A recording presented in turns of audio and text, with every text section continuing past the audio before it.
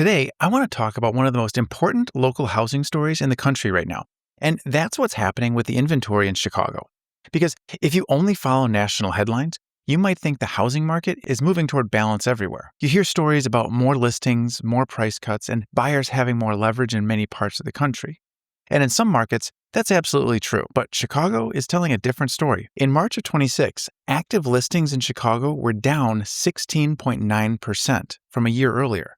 New listings were also down 13.9%.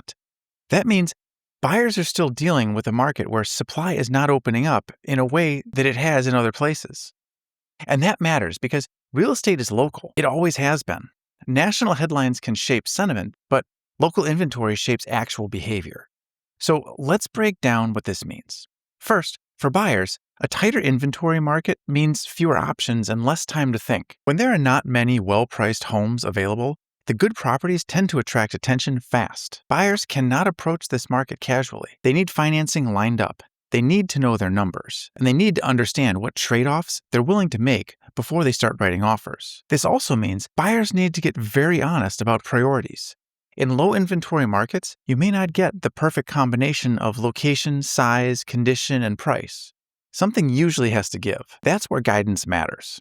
Buyers need help separating needs from wants. They need local perspective on where there may still be opportunity. Second, for sellers, low inventory sounds like great news, and in many ways it is. Scarcity still creates leverage. If there are fewer homes competing with yours, that can support pricing and attract stronger attention, especially if your home is move-in ready and presented well. But sellers should not hear low inventory and assume anything will sell at any price.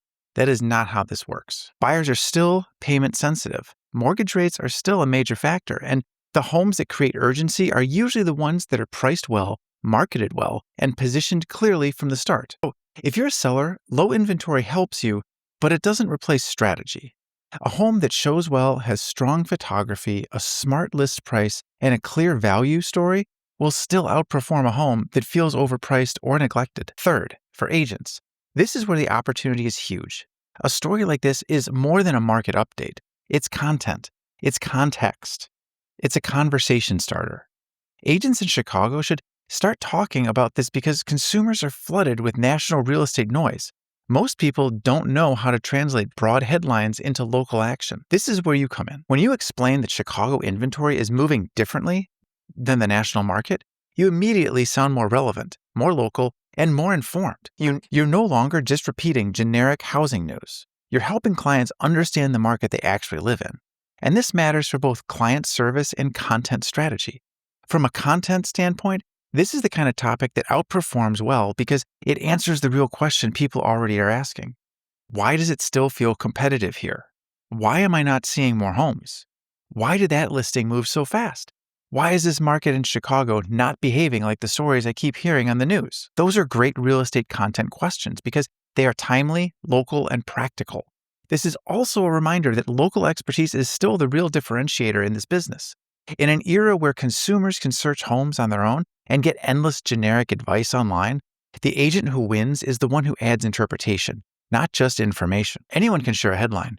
Fewer people can explain what that headline actually means for a buyer in Lincoln Park, a seller in Edison Park, or an investor watching neighborhood-level supply trends. That is what builds trust. Now, another angle here is how tight inventory affects negotiations. In a market with limited supply, buyers often have less room to demand concessions on the strongest listings. That does not mean every property is a bidding war, but it does mean sellers with desirable homes may still see stronger terms than you would expect in a softer national environment. And for agents, that means pricing and comps matter even more. Because when inventory is tight, the market can feel emotional. Buyers feel urgency, sellers feel confident, but confidence without discipline can still lead to mistakes. The best advice in this kind of environment is calm, local, data-backed advice. That's what keeps clients from overreacting. I also think this is an important story because it highlights the danger of assuming all real estate markets move together. They do not. Chicago has its own dynamics, its own neighborhood patterns, and its own supply pressures. That's true for most markets, but it's especially important right now when the national housing conversation feels so mixed. So the big takeaway is simple. Chicago is still a constrained market. Inventory is down, new listings are down. This means buyers need preparation, sellers have opportunity, and agents have a great reason to lead with local expertise. If you're in the business, do not just post national headlines. Translate what is happening locally. Explain what that means. Put context around it. That is where the real value is. And if you're a buyer, seller, or agent in Chicago, this is one of the biggest local market stories to keep watching right now.